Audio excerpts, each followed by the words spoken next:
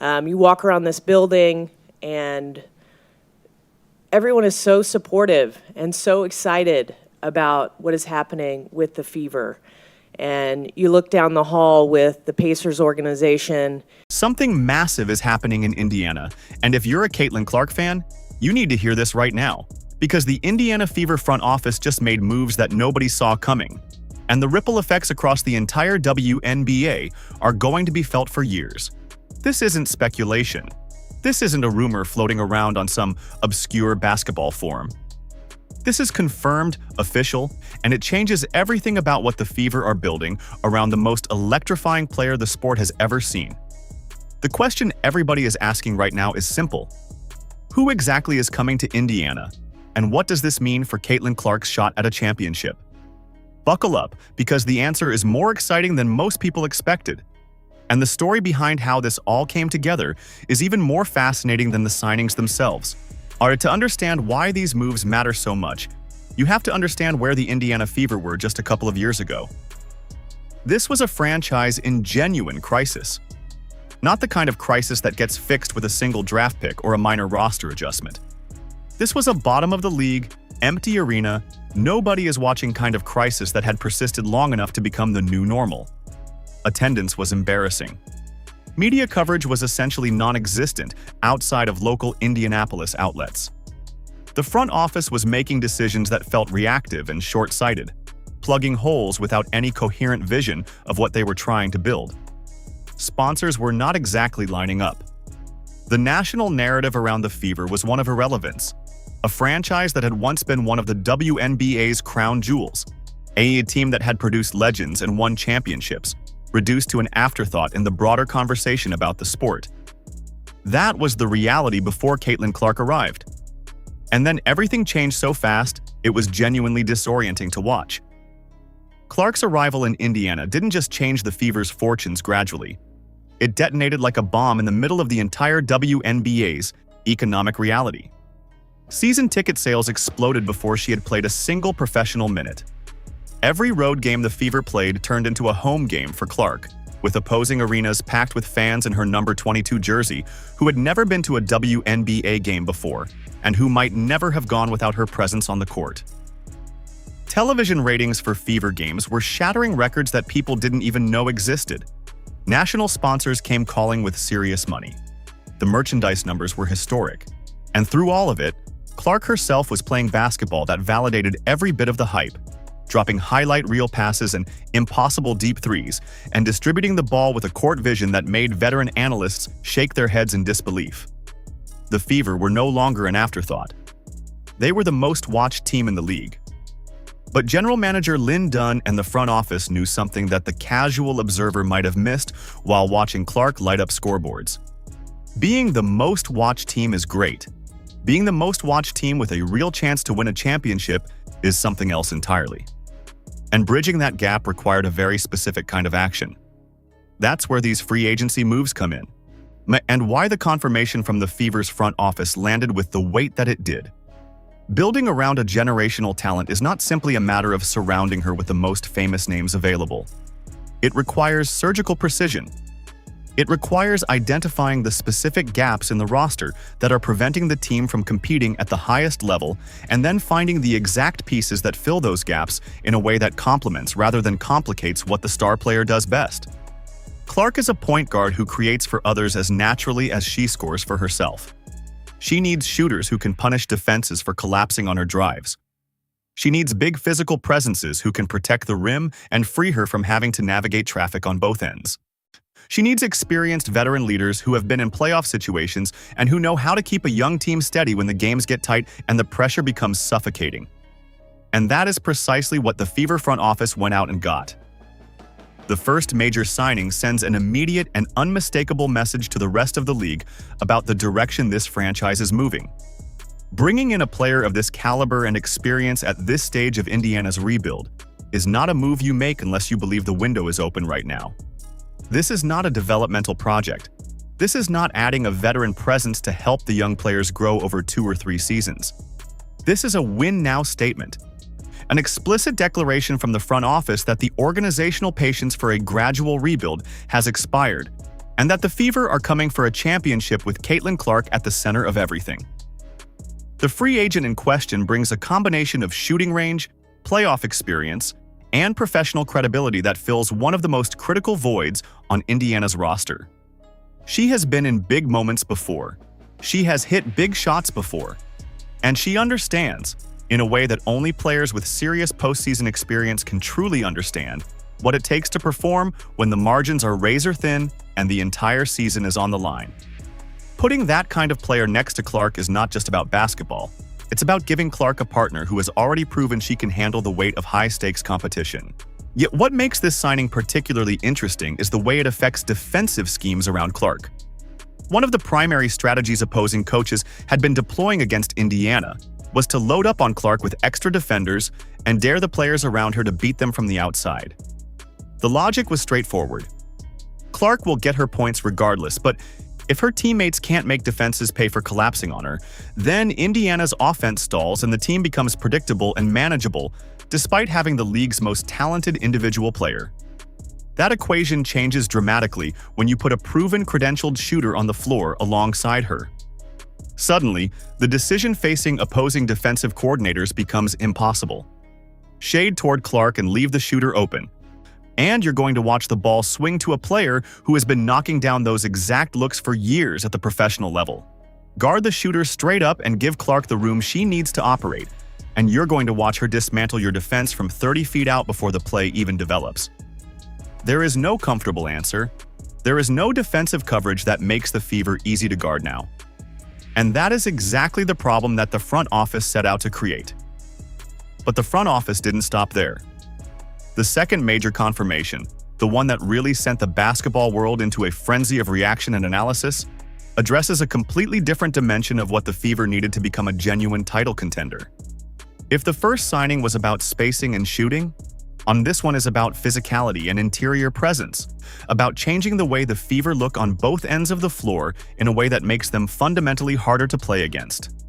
The WNBA has evolved significantly in terms of pace and spacing, but physical presence in the paint still matters enormously in the playoffs when referees swallow their whistles and games get decided by who wants it more in the toughest and most contested situations. Indiana had been vulnerable in the interior, giving up too many easy looks around the basket and struggling to protect their own rim with the kind of consistency that championship-caliber teams demand. That vulnerability was something that smart coaches were actively exploiting, and it was a problem that Clark herself could not solve no matter how brilliantly she played at the other end. And the player coming in to address that problem is someone who has built her entire reputation on doing exactly the kind of dirty work that doesn't show up in highlight packages, but that coaches and general managers and serious basketball analysts understand is the foundation of winning basketball at the highest level. She is physical without being dirty. She is experienced without being slow. She understands positioning and timing and the subtle psychological dimensions of playing interior defense against players who are bigger and stronger. And she consistently wins those battles through intelligence and preparation rather than raw athleticism alone.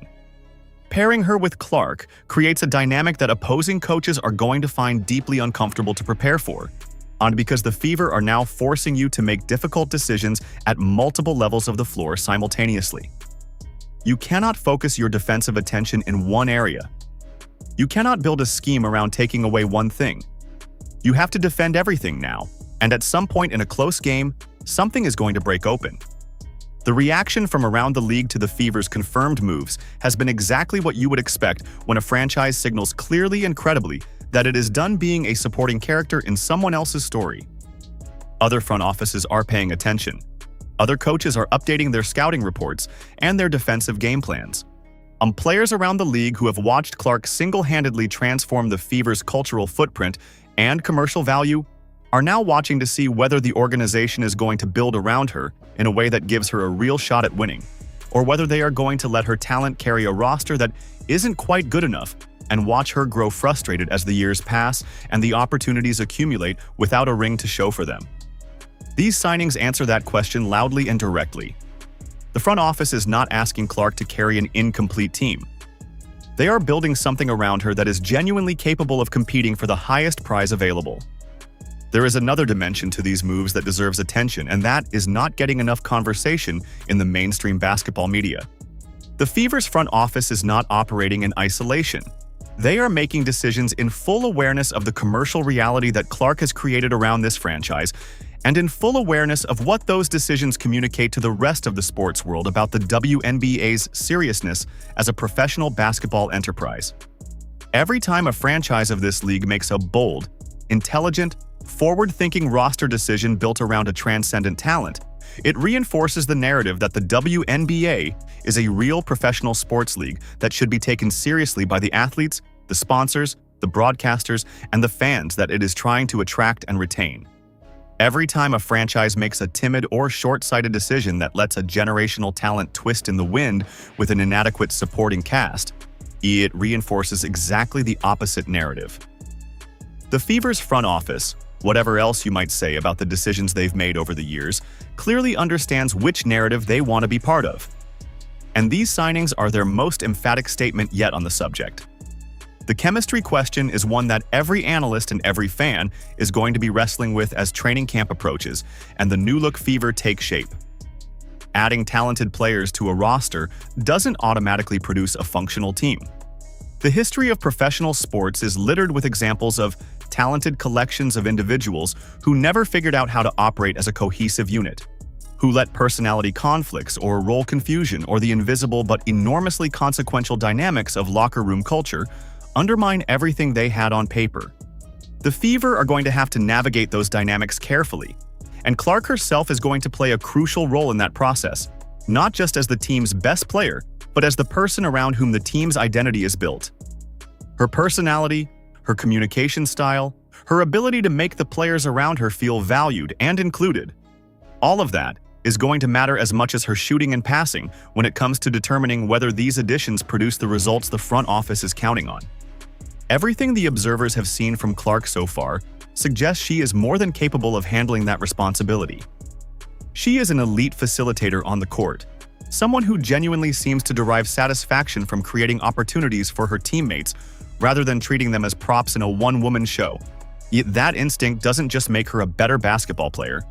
It makes her the kind of teammate that highly accomplished veterans are willing to subordinate their own games to play alongside, because they trust that she's going to make them better rather than simply using them to fill space while she does everything herself.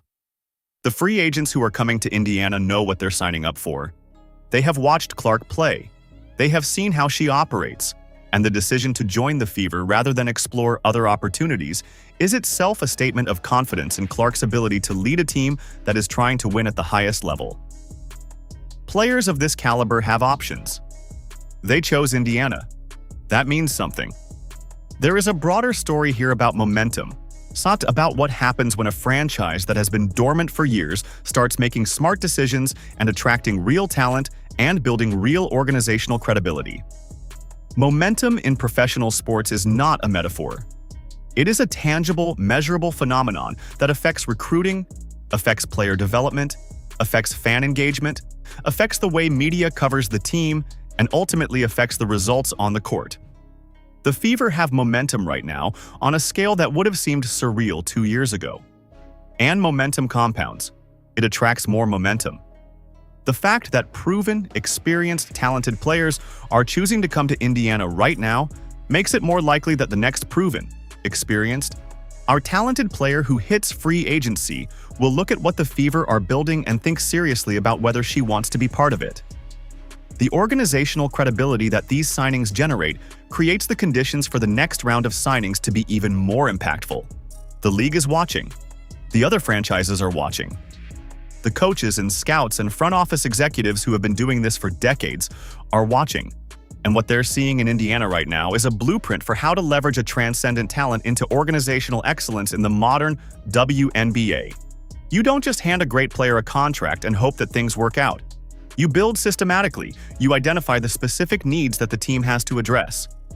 You go into the free agent market with a clear and coherent vision. You attract players who fit that vision by communicating it effectively and by demonstrating through your actions that the organization is serious and competent and trustworthy. That is what the Fever are doing.